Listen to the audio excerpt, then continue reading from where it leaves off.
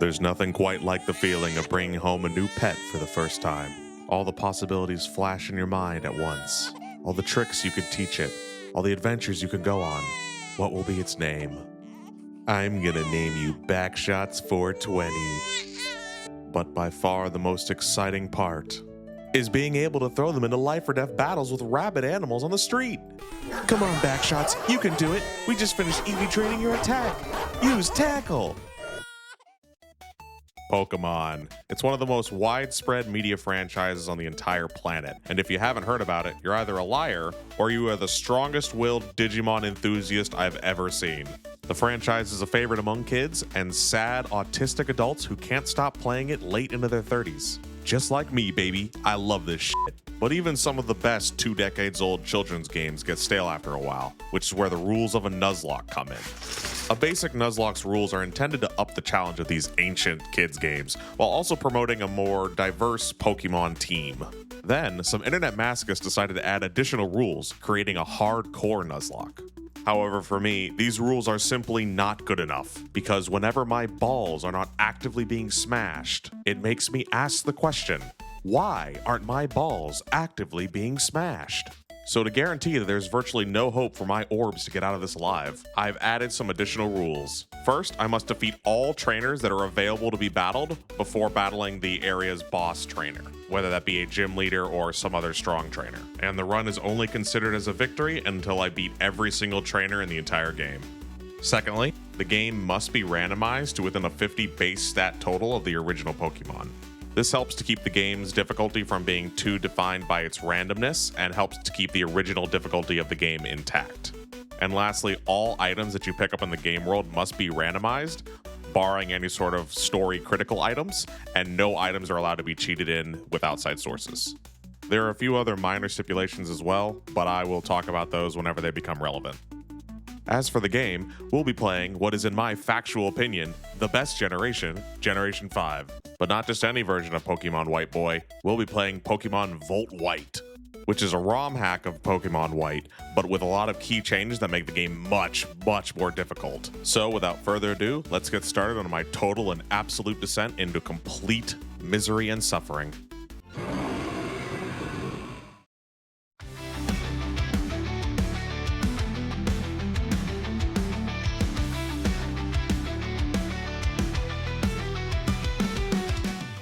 Generation 5 is great. It starts off by introducing our Magizoological investigator of legendary fauna, Miss Professor Juniper. And my god, woman, not only do your hips not lie, but I think they might be admissible in court.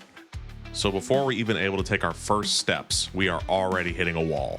Since we have to win every single battle that we encounter, we have to find a way to defeat both of our beginning rival fights with just our starter, bringing us to our very first wall in the run.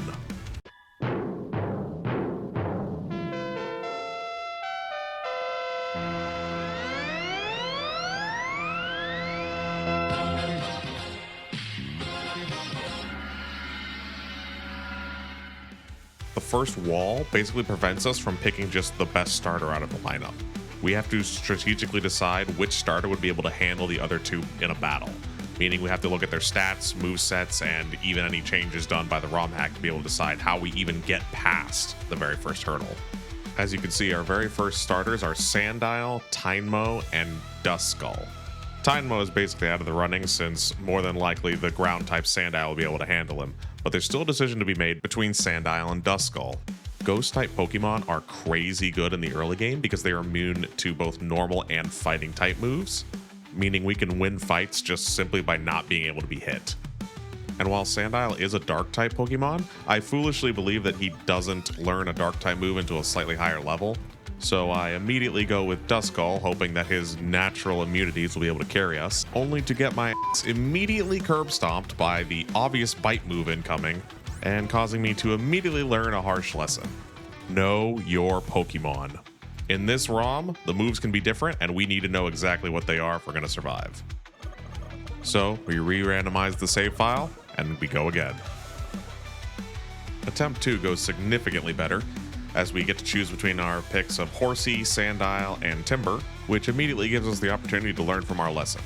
Although Timber doesn't learn any fighting moves immediately, he does resist the dark type bite attack that we know the Sandile has, and Horsey sucks ass. So the decision is obvious. We pick the small child, and we instruct him to beat the living shit out of that stupid crocodile. Although even with this, the crocodile still manages to almost kill our small child since he got a couple lucky flinches in there, as well as getting in some defense drops before he actually attacked. But we managed to pull out the victory by a hair and move on to fighting Sharon and his Horsey.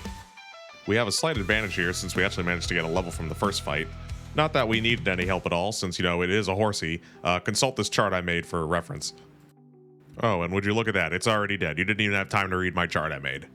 And with that, we have completely destroyed our room entirely. And this is one reason why I picked to play Pokemon White, as this would be a soft lock here, because if I left my room like that in Pokemon Black, my mom would have beat me within an inch of my life. But in Pokemon White, all she does is attempt to come up to you and convert you into being a filthy f***ing cyclist before sending us on our way to conquer the entire Pokemon world.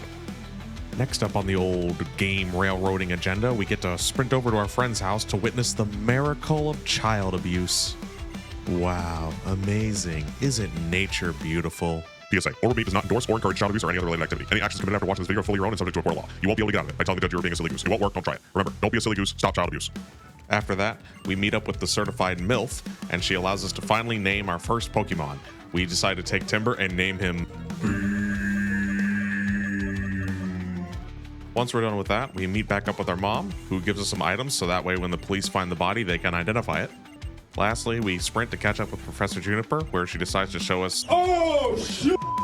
A rat! Then we are given our very first Pokeballs. One of the best parts of Gen 5 is how quickly you get into the actual game itself. Unlike some generations, which can take up to an hour to get through the tutorial. But regardless, we're now able to get our first catch, and we're able to see exactly what we got. He lives in you, he lives in me. He watches over everything we see. He's Mapapunte.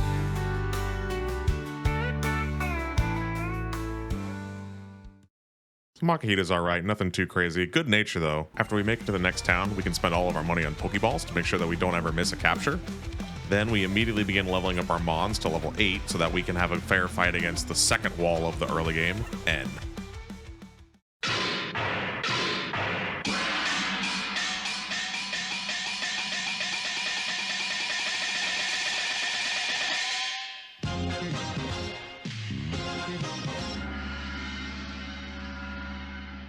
So the second wall of this run that needs to be surmounted is the first encounter with N. Now he's not actually considered to be a boss trainer, so we don't luckily have to restrict ourselves to his level 6 level cap. Big reason behind that is because it would actually be impossible sometimes to stay under level cap. There are some Pokemon who level up so quickly that they will actually be able to become level 7 with just beating the first fight against Sharon and Bianca. What makes N a wall in the early game is his placement. You only have time to get 2 Pokemon here, and he will always have 3, which means you will always be outnumbered. This also gives N 3 chances to have something that is immune to your Pokemon. Like if in this battle you're watching now, if he had a Ghost type, I just straight up would not have been able to kill him. But fortunately, we passed the luck vibe check and are allowed to continue on with the run. So we head to Route 2 and pick up our first item, before being able to go and get our second capture. A stupid electric dog. Ugh, God damn. You know this thing doesn't get a single electric attack until level 20. 20 fucking levels and you get a single electric attack? What the fuck is wrong with you? You're not even a tricycle. Why are you named Electrike? And oh my god, get in the fucking ball. Get in the ball, you stupid dog. Get in the fucking ball. You're not worth this many balls. Jesus Christ, get in the ball. You're giving me flashbacks. I don't want to have Electrike. Oh, thank God. Volts. So once we get our third body, we agonizingly and painstakingly level it up a couple times so that it can just maybe be of use in any upcoming fight.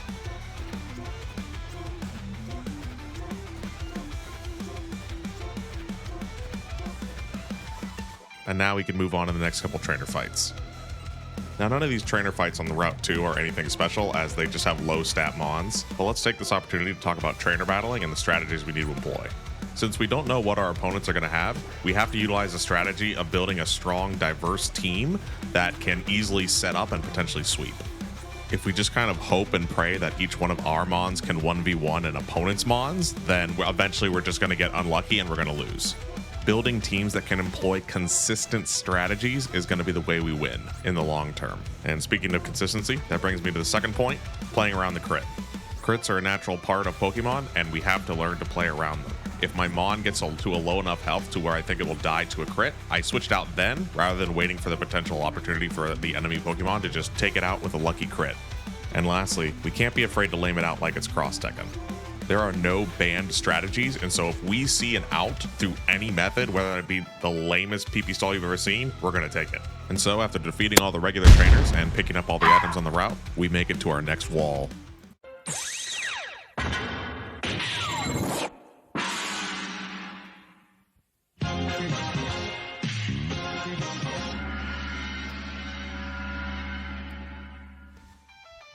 Here's the first instance of a Pokemon Classic being ambushed by our rivals. Hey, Freak Show! You're going nowhere! I got you for 3 minutes! 3 minutes of playtime! Luckily, the first rival ambush is not too difficult, as long as you properly level up your Mons before you get to this point. She does have 2 Mons, but we do know one of them since she keeps her first Mon from whatever her starter was. Meaning this is one of the few fights we can actually plan for one of their Mons. After we defeat her, we quickly head into Striaton City and pick up all the items that are available to us now, as well as making a quick pit stop by the Pokemart and buying a bunch of more balls as well as some potions, which also includes grabbing all of the hidden items, since as long as you know where they are, you can pick them up before you get the item finder. Then we head over to the Dream Yard and absolutely dunk on the 2 trainers that are in there.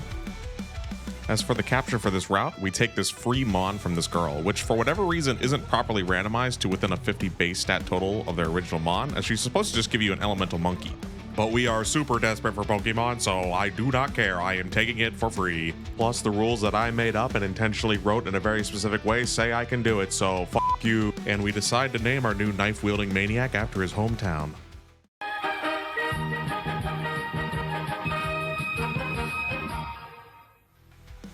At the halfway point of the early game, we encounter our 4th wall, Sharon's second fight as well as the first gym. Although Sharon has only 2 Mons just like Bianca, these Mons are much closer to the level cap. And on top of that, his starter is guaranteed to have a berry that heals him. But luck is on our side this run. As previously mentioned, he has a Horsey for his starter, therefore he's not really a threat. We also, have a Scyther, so... Although even with the underpowered nature of a Horsey, the fact that it just gets a stab move at this level and has that healing berry means that it actually puts my team on the ropes here for a little bit, causing me to make a stupid mistake and losing Beam. What was the mistake, you ask? Not playing around the damn crit like an idiot. I foolishly thought that I would have been able to survive, and what do you know? Bringing us to lesson 2, paying attention. This run requires a 100% concentration at all times. The reason I didn't play around the crit is because I didn't pay attention. I didn't see how much damage my Mon was taking from the Horsey and didn't think it would die yet. I was wrong. And because of that, now my dad won't love me. I hope you're happy past me. And so we're forced to bury our beloved I-Beam and carry on. Once Sharon is defeated, we gain access to the first gym, but we're not entering in order to defeat the gym leader yet. We're going in to defeat his little lackeys.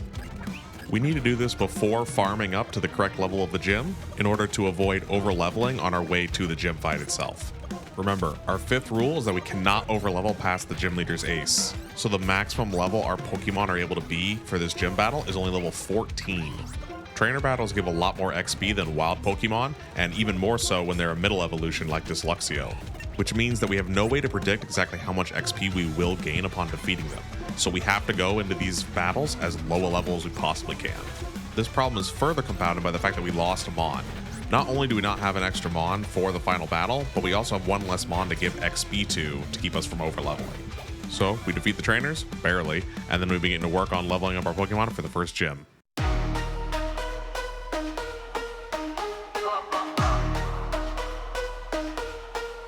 I got my gym membership in hand. I've got no thoughts or dreams or plans. All I ever think about is how to get a rap to my buff friends. triceps are pumping iron, my lats are throbbing so.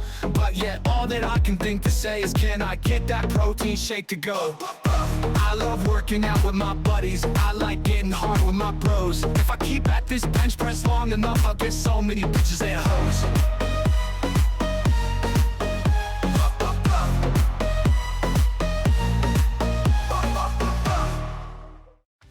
Once we're done getting absolutely jacked, we arrive at the gym all oiled up and ready to ripple. But this fight is nothing like any of the other early game fights, and is on a whole nother level in terms of difficulty.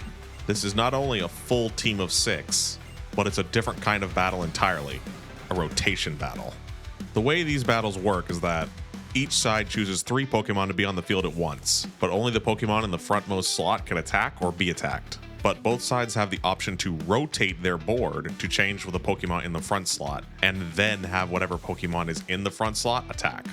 In a battle against a human, this requires you to be good at predicting your opponent's next move on which way they're going to rotate their board. But for the Pokemon AI, that means it's just mashing buttons incoherently.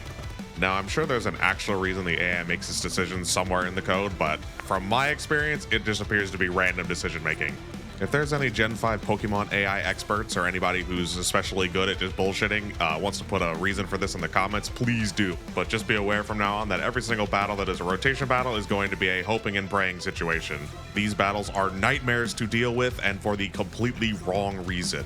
And to exemplify that, in this battle we lose our prodigal son to just a random switch in by a Vulpix who decides to one-tap it.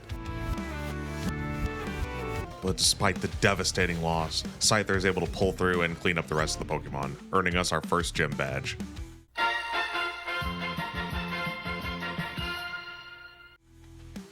But unfortunately, we are not out of the woods yet, as we immediately find ourselves hitting another massive wall.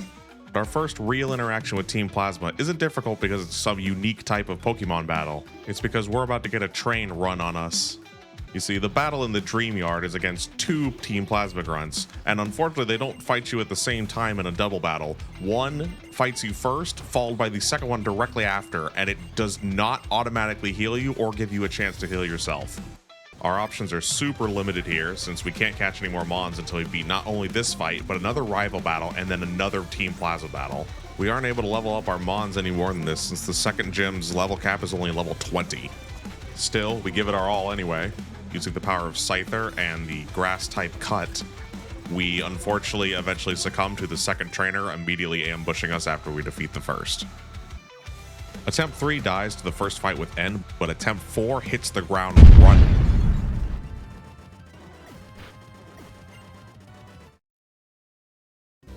Attempt 5 starts off pretty poorly with a suboptimal set of starters, and even our first catch just being a Zigzagoon. But we make it past the first fight with N, and the run is live.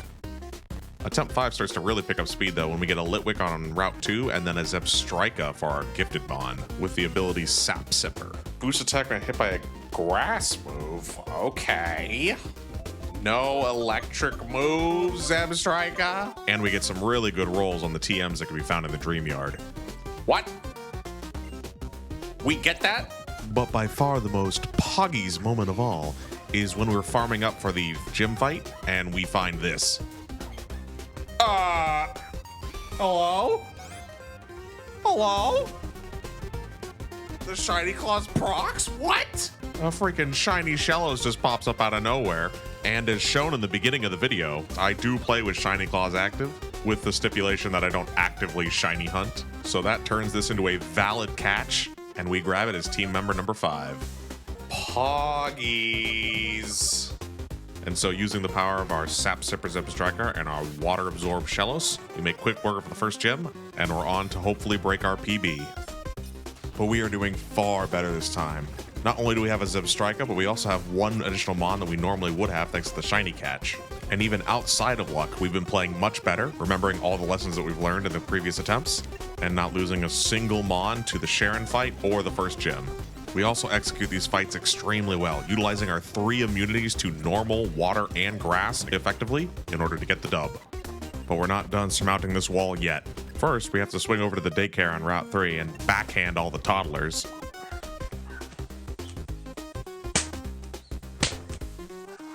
Before racing forward to challenge Sharon's third fight.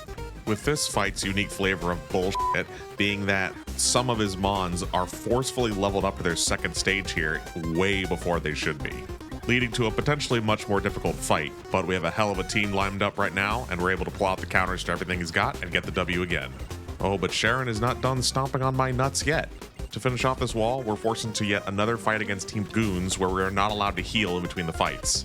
Then we are immediately thrust into a double battle with Sharon where he controls one of the Pokemon slots. This is another one of the worst type of battles you can ever be in a Nuzlocke because it essentially puts you in a double battle where you can only control one mon.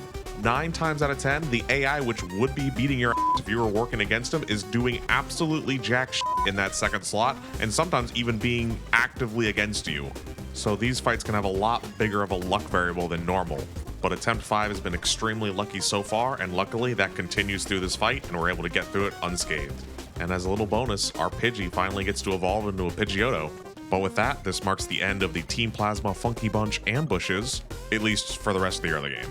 And most importantly, it finally opens us up to getting some new Pokemon catches. With the fishing rod given to you by Bianca, we can catch them on in the Striaton City lakes. We get another capture in the cave where we beat up those Team Plasma guys. And lastly, we're finally able to get a catch on Route 3 by heading into the dark green grass. Now technically I could have gotten a catch before the cave by just going into the regular grass, but I like to delay the catch a little bit since dark green grass offers an opportunity to not only get a higher level mon, but the possibility that 2 mons spawn at the exact same time, allowing for us to pick and choose between which one of the 2 spawn for us to take, all around increasing our odds of getting a better catch. And the catch we do get is fantastic, a Boldore. Super strong mon with a lot of damaging potential and super durable. Unfortunately though, it is also all of those things against me, so when I stupidly bring in Litwick to try to do some more damage to it, it immediately rock blasts it and kills it, allowing us to learn a harsh lesson. Verify what moves the mon has before you start battle. Luckily, this is easier than it sounds since we haven't randomized the move pools or move sets at all. The way a Pokemon's moveset is determined in a randomizer is that they will always have the latest 4 moves that they would have learned upon leveling up, and these moves carry over through the evolution. To use this encounter as an example, Boldore doesn't learn Rock Blast until level 14, and since the game determines moveset as if a Pokemon started from its lowest evolution and leveled up, we can determine this Boulder's moveset, and thus play around it. But if we can at least get this catch, it would make up for it, right? Well, unfortunately, the Boldore is quite strong and very soon begins to heavily damage my entire team and put it at risk of killing more mons. And I unfortunately have to make the decision to simply run away and not take the catch, rather than lose more mons, which is the first real blow to this run that we've had yet. But regardless, we forge on, defeating all the trainers on Route 3 and make our way over to Nakarine City. Is what I would have said, except this last guy ends up being a bigger pain in the ass than anticipated, and he manages to set up his Ruffet a little bit and one-shot me out. So while I play my sweet bloody vengeance against this murderer into the backdrop, let me explain why I didn't just bring in the electric type against that bird immediately. The route to the second gym is one of the tightest in the entire game. You barely have enough Pokemon in your party to spread all the XP that you gain out evenly so that none of your mons overlevel. And that's if you don't lose any Pokemon along the way. So in an attempt to keep our Zebstrika from overleveling, I decided to try to throw in Meowth, and he got one shot, putting us in an extremely dire situation, as now we just straight up might not have enough mons left to spread out that XP to keep us all under level 20 for the second gym, and teaching us a very valuable lesson: to fear the setup. An opponent's Pokemon that sets up not only can kill a single mon, but has the potential to sweep our entire team, and thus need to be taken extremely seriously and not ignored. No matter how weak the mon is, if it manages to set up enough, it will become a threat to the whole team. Regardless of the multitude of setbacks that we've inflicted upon ourselves, we forge on and begin to defeat as many of the trainers as we can before getting our catch for this forested area beneath the town. Then, we begin to systematically dismantle every trainer in this area until we have nowhere else to go but the gym, and to face what is, in my opinion, the single most difficult wall in the entirety of this run.